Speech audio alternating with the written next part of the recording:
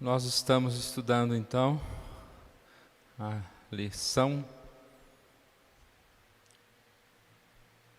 da revista Desigrejados Nem Pensar, a lição 8. Temos uma leitura aqui de Isaías capítulo 1, de 10 a 20. Vamos fazer essa leitura?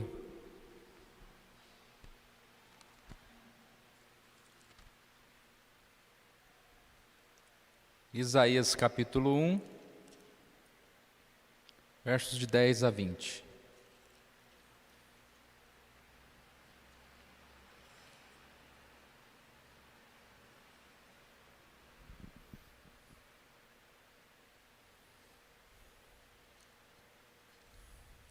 Vamos ler responsivamente. Ouvi a palavra do Senhor, vós príncipes de Sodoma, prestai ouvidos à lei do nosso Deus, vós povo de Gomorra.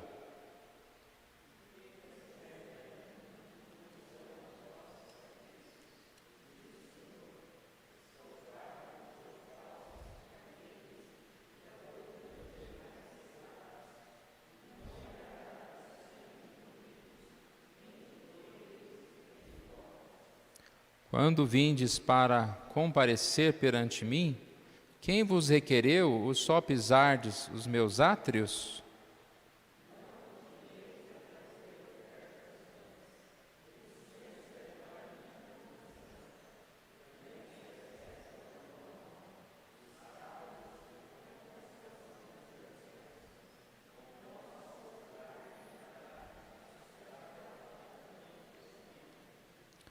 As vossas festas de lua nova e as vossas solenidades, a minha alma as aborrece, e já me são pesadas, estou cansado de as sofrer.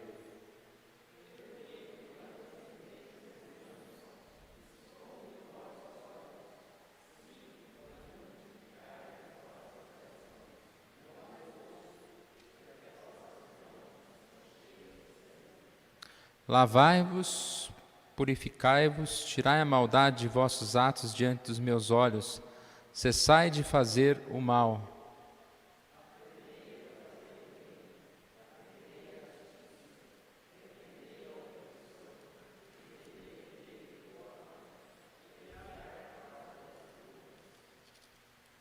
Vinde, pois, e arrazoemos, diz o Senhor.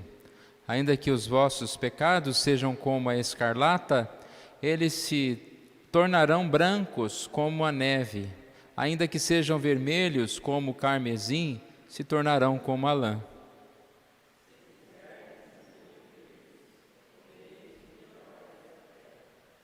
Mas se recusardes e fordes rebeldes, sereis devorados à espada, porque a boca do Senhor o disse.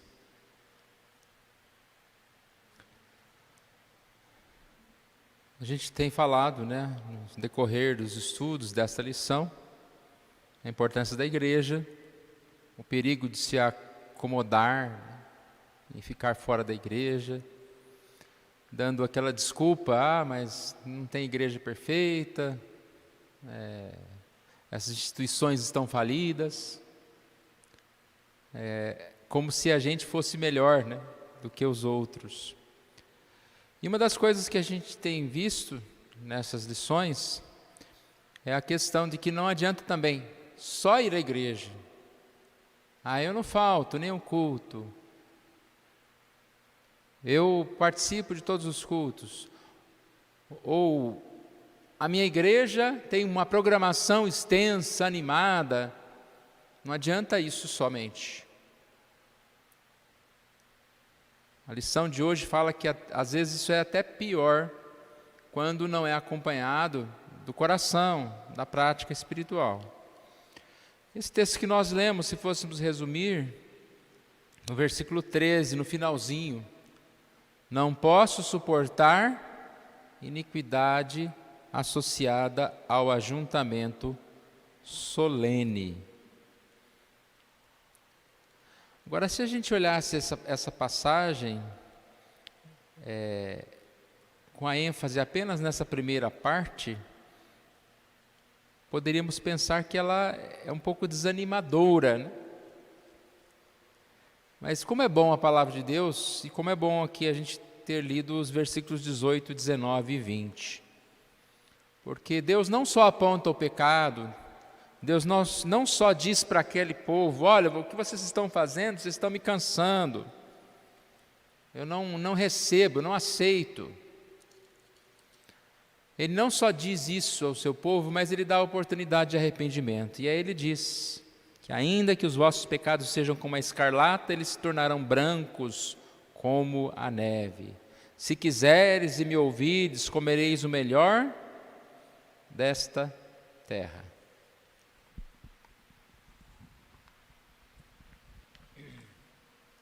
Então, a lição tem como título um convite à adoração. E fala a respeito do culto. A preocupação com o culto maior deve ser a preocupação espiritual.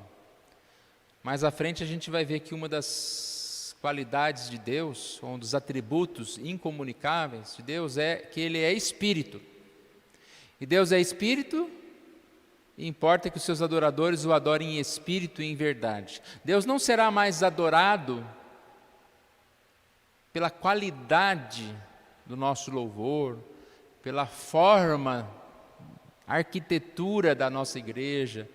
Não, Deus será mais adorado à medida em que nós o adoramos em espírito e em verdade. E aqui essa revista, ou essa lição, quando ela critica algumas coisas, a gente sempre tem que levar em conta que o problema também não está na arquitetura bonita. O problema está em a gente descansar na arquitetura sem louvar a Deus. O problema não está muitas vezes em ter uma música bem cantada, ou um instrumento. Não, está em a gente se acostumar com a música, e a igreja não é mais um momento para adoração a Deus, mas para entretenimento, para nossa diversão.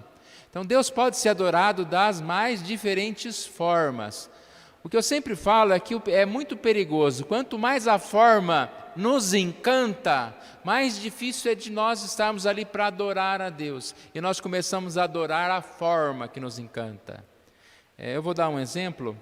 Vocês viram que nessa questão da pandemia, os artistas começaram a fazer aqueles drive-thru, aqueles shows, né, onde os carros param e tem o palco e tem o show lá na frente, né? Acho que todo mundo viu isso. E algumas igrejas começaram a fazer isso também. Mais uma vez, irmãos, eu não estou criticando quem fez isso, tá?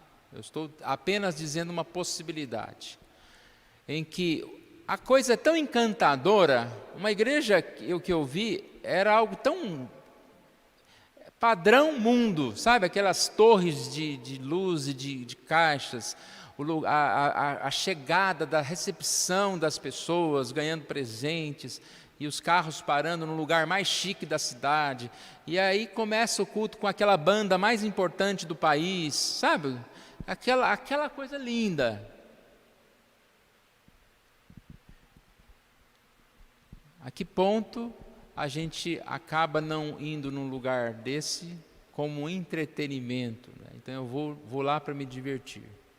Deus merece o melhor, irmãos? Merece.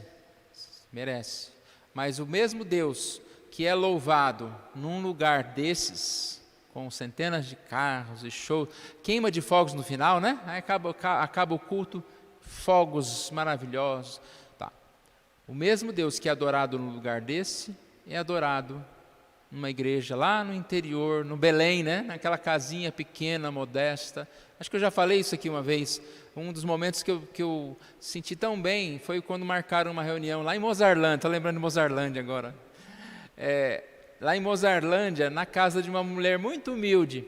E nós chegamos lá, era tão humilde que a casa não tinha piso, né? Era terra mesmo, e não tinha luz. Chegamos lá no culto à noite, era com as velas. E você fica pensando, a pessoa mora ali. Mas aí a gente olhou a arrumação da casa, né? Tudo perfeito, o mais limpo possível. Você pensa, como limpo se não tem piso? Não sei, estava tudo bonitinho, até o chão estava brilhando. Porque a pessoa cuidadosa. E foi um culto espiritual, nós adoramos a Deus. Então a gente adora a Deus num lugar simples, mas adora a Deus num lugar muito grandioso. Só que a chance de você, muitas vezes, se perder mediante os altos edifícios e os grandes cantores e pregadores, e que você começar a destoar a sua adoração, é muito maior num momento desses. Basta você ver o público, né? Quantas pessoas se reúnem para uma reunião de oração e quantas pessoas se reúnem para um show. Então você fala, não, agora no sábado que vem vai ser uma reunião de oração, não vai ter nada, só vai ter que você entra aqui e vai orar. Então às vezes não é isso. Se alguém quiser falar, eu acho que não sei se tem microfone, mas vocês podem ajudar aí, tá? Fique à vontade. Tá certo o que eu estou dizendo, não é? É bem a questão.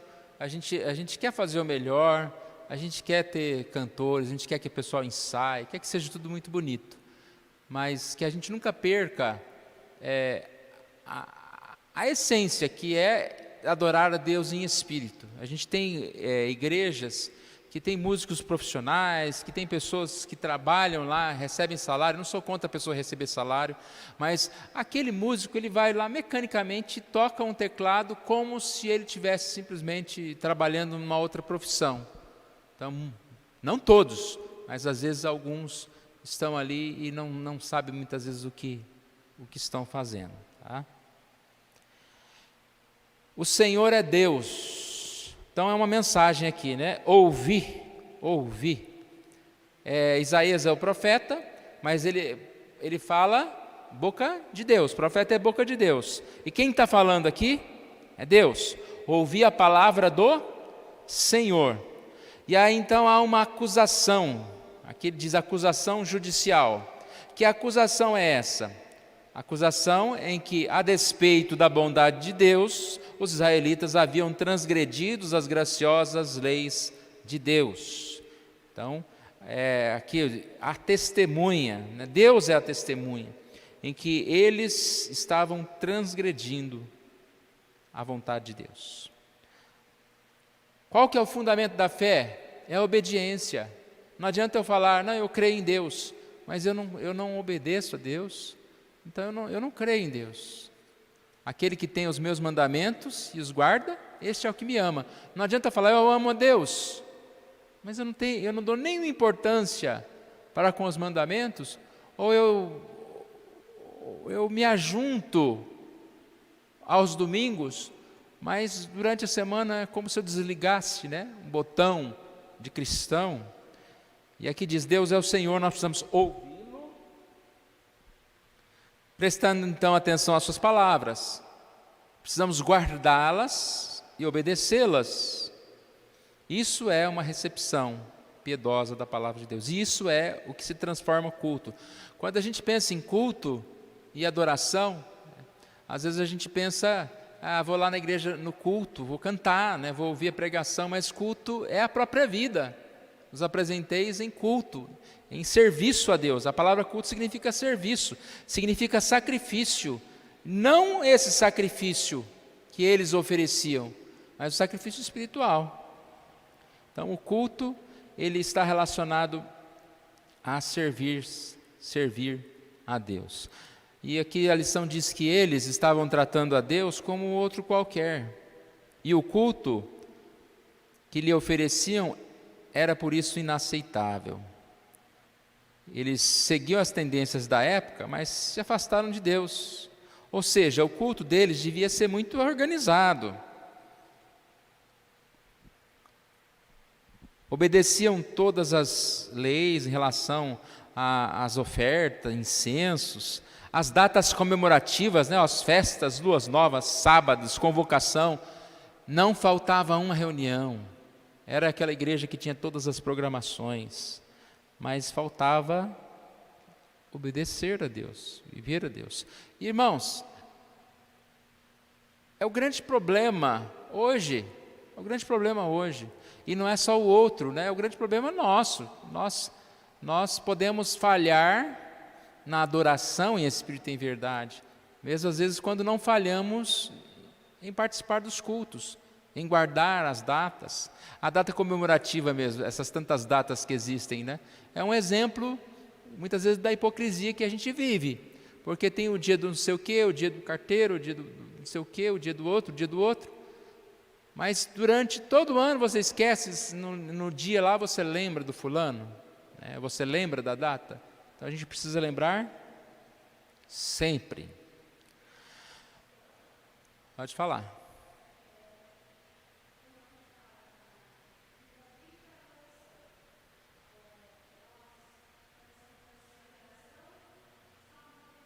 Aham.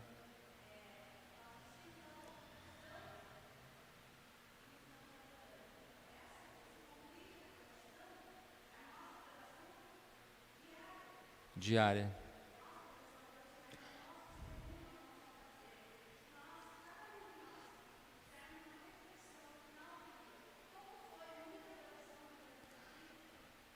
O convite e adoração, que ela está falando, eu vou repetir para a gente gravar. Adoração diária. Mas também a adoração no culto. Porque a adoração do culto, ela vai refletir a nossa adoração diária. Se diariamente a gente faz de conta na vida, quando for para a igreja não vai ser diferente. Pode falar.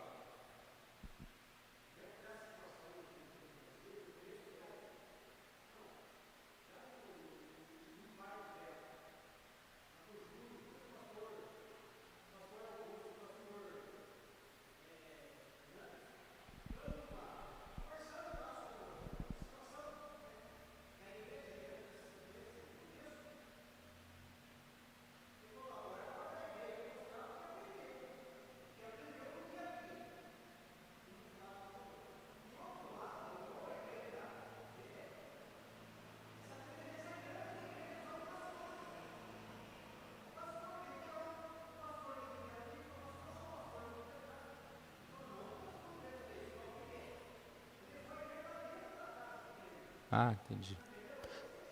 Aham. Com certeza.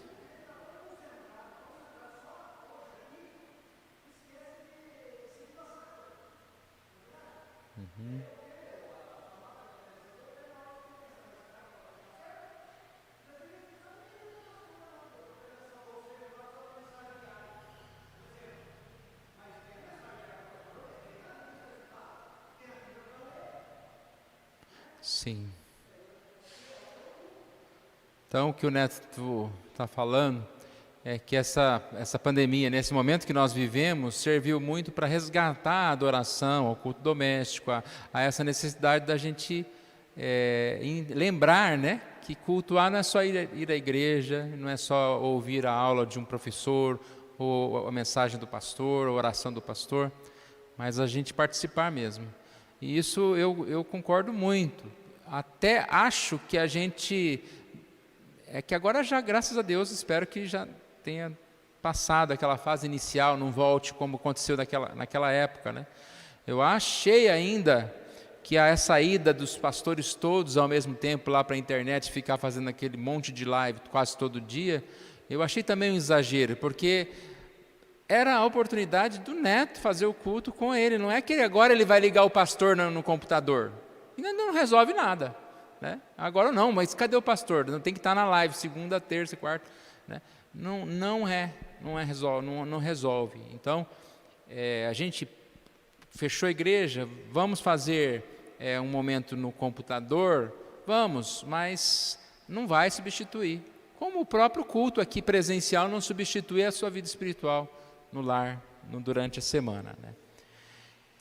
Então, Deus comunica o padrão.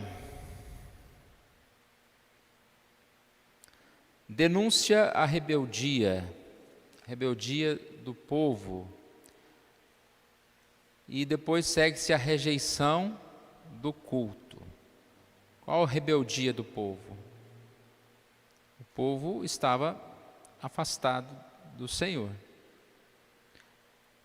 cometendo falhas que vão aparecer aqui, daqui a pouquinho abaixo. Por isso, Deus foi claro: vocês estão perdendo seu tempo. Eu não ouço a oração de vocês. Os seus cânticos não chegam até mim. E eu fiquei pensando, né, em relação a isso. Muitas vezes o desigrejado, ou quando a gente, de certa forma, se ausenta da igreja, talvez seja uma percepção disso. Muita gente fala: o que adianta eu ir na igreja se eu não estou buscando, vivendo a Deus? Eu não estou querendo servir a Deus. Então, a pessoa, ao invés de falar: não, eu não estou buscando a Deus, agora que eu tenho que ir para a igreja confessar os meus pecados, a pessoa fala: eu não vou ser hipócrita de cantar lá, Deus, o meu coração é teu, sendo que ele não é. Então, eu acredito que isso acontece muito, né? Pode falar, Beth.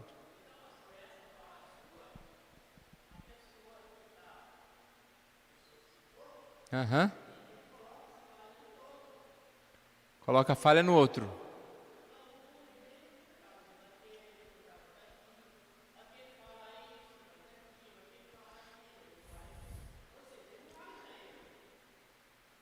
Verdade, também isso.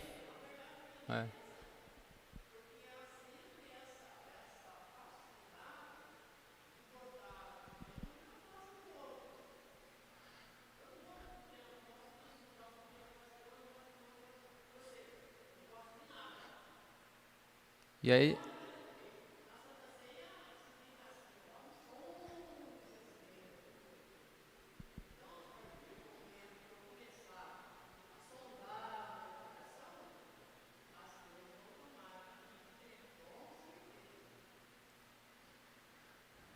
o Obed está lembrando que também as pessoas nem sempre têm essa consciência que eu estou dizendo aqui, né? De falar: eu sou pecador, eu não vou na igreja. Mas muitas vezes ele fala: não, o outro é pecador, eu não vou na igreja. Muitas vezes a gente esquece que a igreja é um lugar de pecadores. Então, se você conhecer, né, a vida do seu irmão, você às vezes não vai querer nem ficar mais perto dele, né? Se você conhecer a vida de um líder da igreja, às vezes falar: não, esse não pode nunca pregar. Por isso que acontece algumas vezes que alguém convive muito, né, com o líder, com o pastor, às vezes se decepciona com alguma coisa, então lá, esse pastor não serve, né? Porque às vezes cometeu alguma falha, algum erro, e a gente fala: não pode cometer, não pode falhar. Mas nós falhamos, infelizmente, nós falhamos. E não é isso que o texto quer dizer. O texto quer dizer aquele que constantemente vive uma vida de falhas, de pecados, não se importa com Deus, aí no domingo veste a roupa bonitinha e vai para lá. É diferente do que aquele que vive buscando a Deus, mas em determinado momento ele fica bravo, ele discute, ele faz, mas lá domingo ele vai para a igreja. Então esse não é falso, né? Agora a gente não pode se conformar com uma vida distante de Deus, e por isso, né, Deus não vai ouvir. E é o que estava acontecendo aqui, esses irmãos.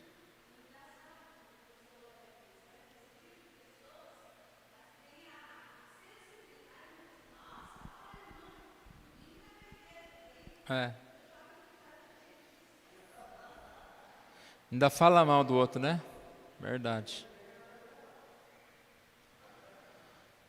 Ponto A, sim, não. Depois ponto B, assim, sim. Ponto A, assim, não. Ponto B, assim, sim. O que é o assim, não?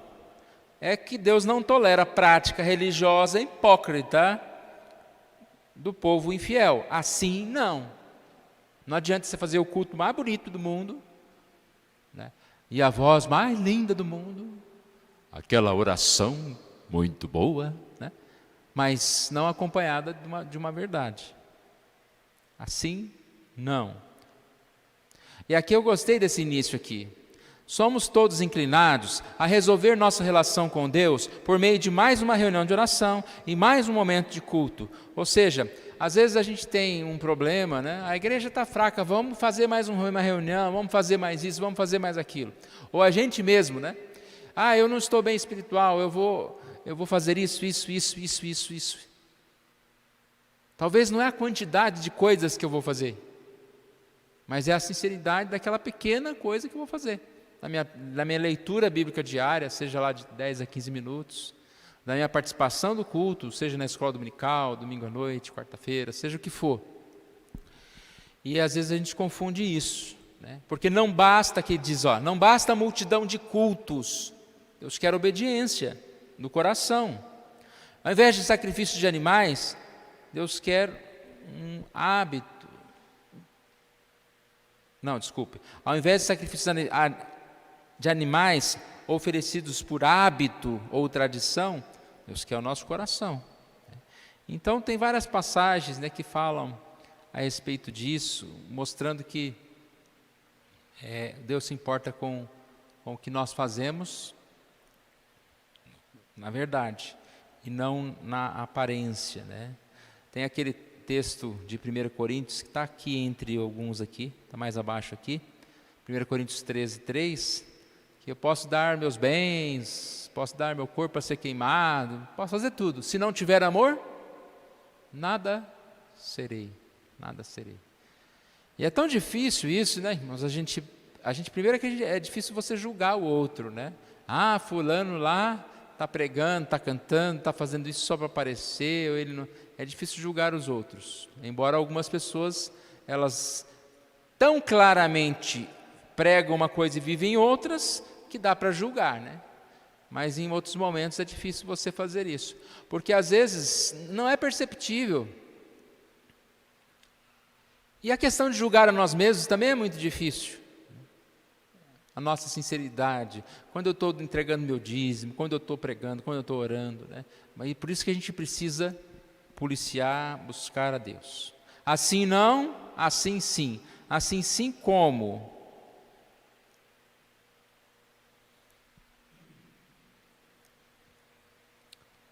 Aqui aponta-se os erros que nós falamos que iríamos dizer há pouco, os erros que são apontados no texto de Isaías. Injustiça social, sistema legal, ou seja, não havia uma preocupação com os necessitados, pelo contrário, exploração dos necessitados. Injustiça no sistema legal, né? Corrupção do sistema.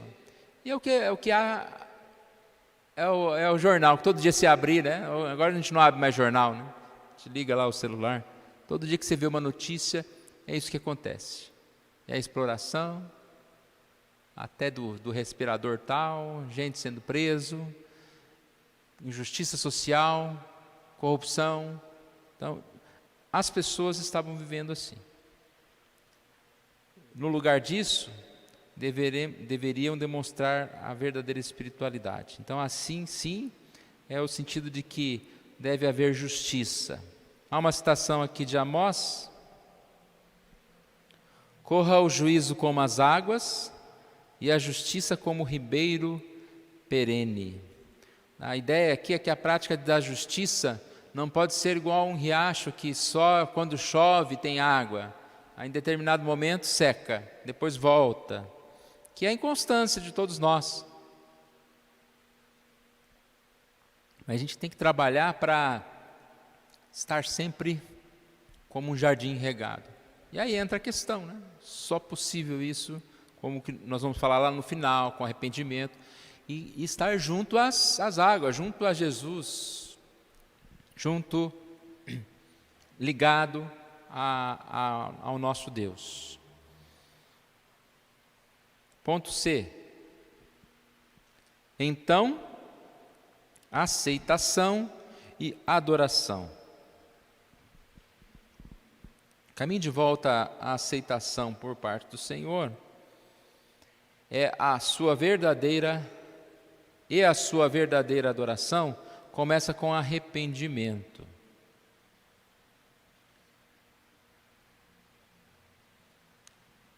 Eu acredito que ele vai falar novamente mais para o final sobre arrependimento. Mas se voltar a gente repete. O texto aqui de Isaías, ele fala, né? Arrazoemos, versículo 18. ainda que os vossos pecados sejam como escarlata, eles se tornarão brancos como a neve. Ainda que sejam vermelhos como o carmesim, se tornarão como a lã.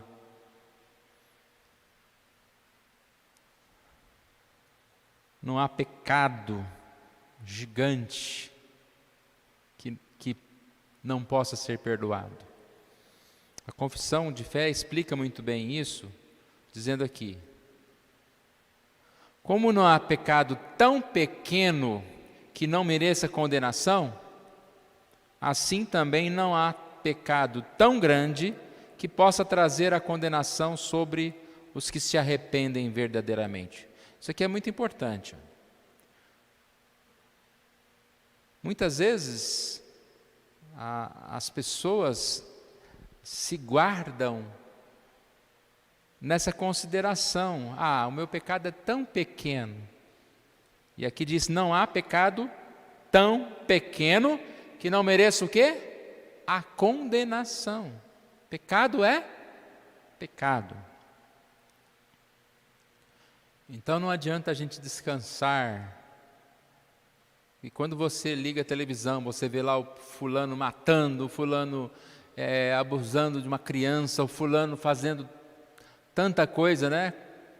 Roubando o respirador, você fala: nossa, meu pecado, desse tamanhozinho. Eu só falo mal do pastor, né? Estou brincando, irmãos. Graças a Deus ninguém tem esse pecado, né? Tá bom.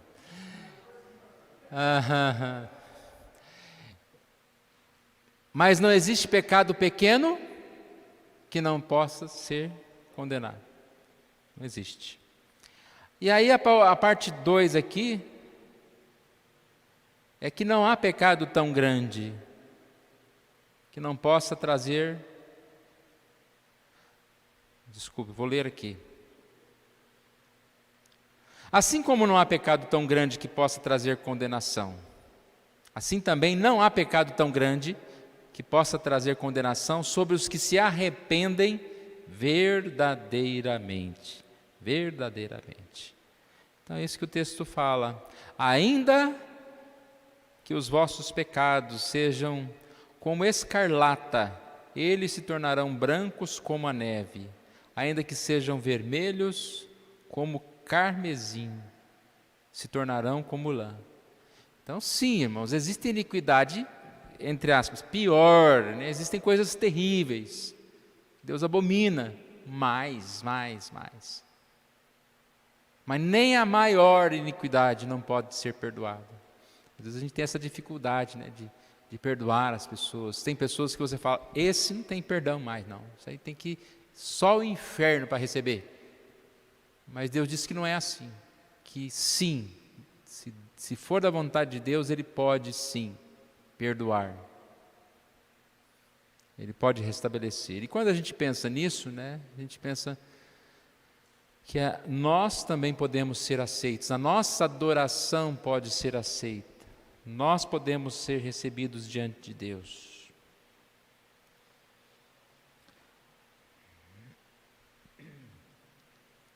Tem uma passagem, eu acredito que já passou, acho que é o de Mateus 5, 23 e 24. Deixa eu olhar aqui.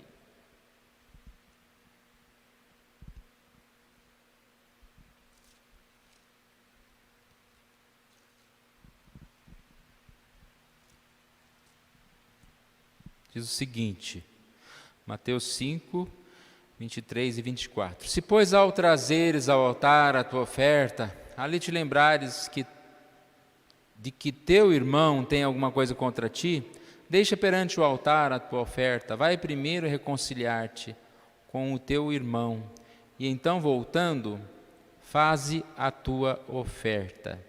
Um exemplo de arrependimento.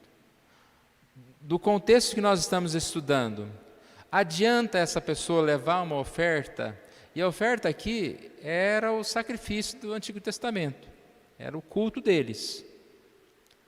Adiantava? Não, Deus não iria receber. Por isso que ele fala: primeiro volta a certas coisas, ou seja, vamos buscar o arrependimento, vamos buscar a transformação, vamos buscar a Deus. E aí depois vem e traz a tua oferta. Às vezes esse texto é usado em relação ao dinheiro, mas o dinheiro faz parte do culto. Então você trazer o seu dízimo, você cantar, é toda a participação do culto. Arrepende-te para que essa oferta seja aceita, ou seja, para que o seu culto seja agradável a Deus. E é muito difícil fazer isso, é mais fácil não ir na igreja. É mais fácil você, né? Talvez inconscientemente você acusa o outro, como o Ed falou, mas no coração, às vezes você se sente mal em ir à igreja, sabendo que você está lá hipocritamente, porque a gente acusa o outro do que a gente é, mais ou menos, né? Então você fala, o outro é hipócrita de lá, é porque você está pensando em você. Porque se você fosse, você seria um hipócrita de estar lá. Mas a gente não pode deixar de ir. A gente tem que ir, volta, arrepende-te, acerta as contas, faça o que tem que fazer e volte a Deus. É curioso a questão, né, do cuidado de Deus para conosco. Deus não nos deixa em nosso pecado. Eu disse no início que esse texto poderia parecer pessimista, Deus mostrando que Ele não vai ouvir, que Ele não pode suportar aquelas pessoas, mas de repente Deus dá a oportunidade e fala que eles deveriam ir e arrepender-se e assim ouvir e ser perdoado. Ontem, na nossa última aula da classe dos novos membros, a Brenda trouxe aquela frase, né, que muitas vezes é dita: Deus ama o pecado e odeia o pecador. Ela fez uma pergunta em relação a essa frase. Aí eu disse para ela que essa frase ela é um pouco perigosa, né? Oi? Falei errado? Tá. Desculpa então. Deus ama o pecador e odeia o pecado. Verdade. Ou Deus odeia o pecado e ama o pecador. Também dá. Eu disse que essa frase é perigosa, porque dependendo do que você quer dizer com isso. Na verdade, Deus ama o pecador arrependido. E Deus odeia o pecado e o pecador que não confessa, que não se arrepende. Que é isso que a gente lê. Se você se arrepender, se você quiser, se você me ouvir, comerá o melhor. Deus ama, Deus protege, Deus salva. Mas e o contrário? Mas se recusardes e fordes rebeldes, sereis devorados à espada, porque a boca do Senhor o disse. Deus odiou o pecado e o pecador. Deus odeia o pecado e o pecador. Então, você entendeu o perigo dessa frase? É claro que não vamos brigar e ficar discutindo por causa disso, teologicamente e tal. Não, é a que a gente tem que entender aqui. Né? Porque essa frase muitas vezes é usada, eu até vi um pastor falando, colocou uma frase lá numa rede social falando o seguinte: nessa época, muitos pastores são convidados a dar entrevista, a ir em programas de televisão, e aí tem uma oportunidade, e chega lá tudo passando mel em todo mundo, né? É o Natal, Jesus nasceu para te salvar, Deus ama você. Ou seja, você não vê ninguém sendo contraditório. Primeiro que ele vai ser convidado só uma vez, né? No outro ano não vai mais. Mas não era a oportunidade. É Natal, Jesus nasceu para curar o teu pecado, seja de adultério, de roubo, de homossexualidade. Pronto, acabou com o sujeito, né? Morreu. Mas isso a pregação tem que atingir esse objetivo. Deus odeia aquele que está em adultério.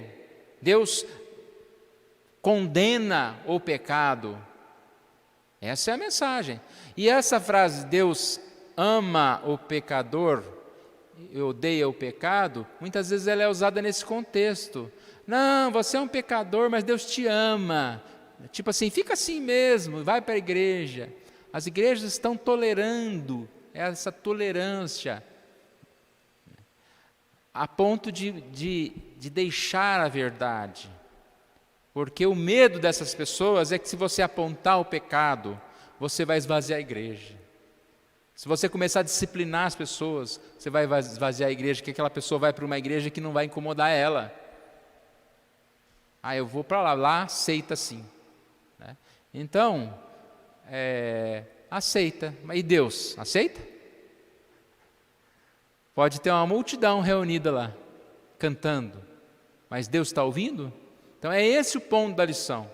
Nós precisamos entender essa necessidade. Ponto 3. O Deus que adoramos.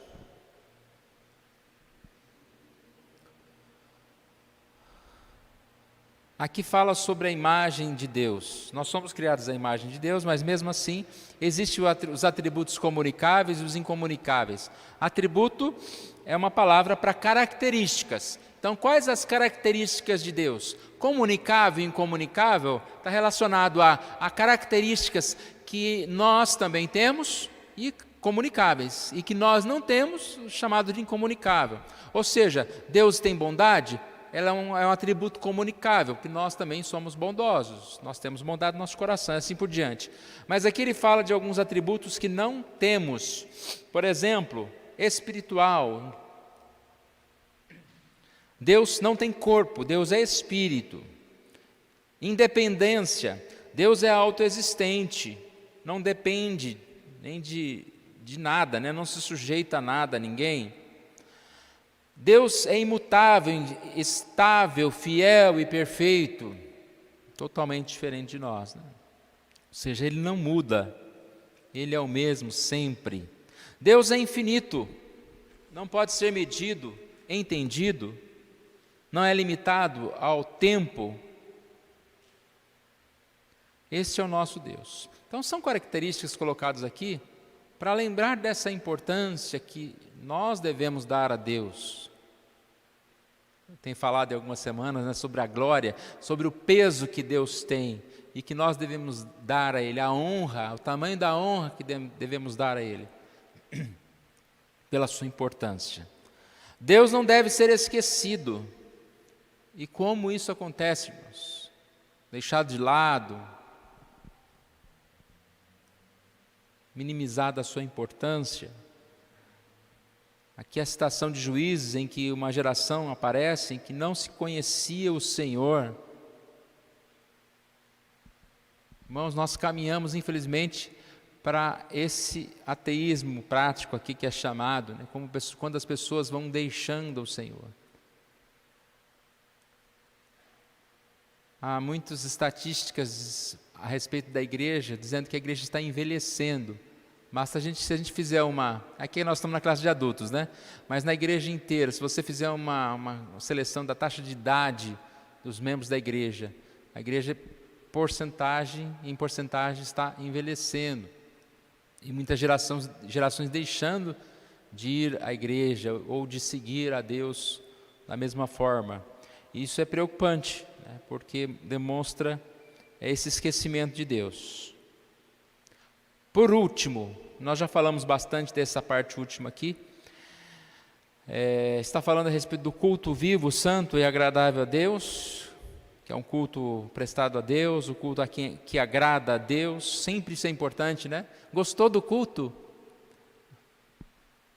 Gostei, mas mais importante é Deus ter gostado, né? O que eu fui lá prestar, eu fui servir a Deus.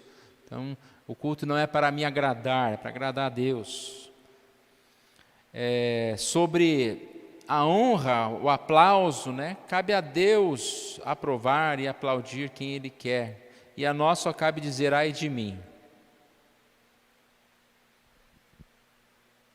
Conhecê-lo é preciso. Então sempre aqui é aquela ideia de que para adorar a Deus da forma correta, eu preciso adorá-lo, eu preciso conhecê-lo. A ideia do presente, que eu cito várias vezes, né? Para você dar um presente para alguém, você precisa saber o que ela gosta. E a gente às vezes tem a mania de achar que o que a gente gosta vai agradar o outro. Então, no dia do aniversário de alguém, eu vou dar uma coisa que eu gosto, né, para aquela pessoa. Então não é assim, eu tenho que pensar na pessoa. E às vezes a gente faz isso, eu vou fazer para Deus uma coisa que eu gosto, né? o culto do jeito que eu gosto, e aí vai agradar a Deus. Nem sempre é assim, né? Não assim. Conhecer a Deus. Quanto mais eu conheço a Deus, mais eu estou propício a entregar ou a dar um culto que agrada ao Senhor. E adoração requer santidade. Nós já falamos de arrependimento. Esse arrependimento vai desembocar numa vida de crescimento diante de Deus. O povo aqui oferecia sacrifícios, eles se purificavam antes de oferecer esses sacrifícios, era necessário, havia todo um ritual.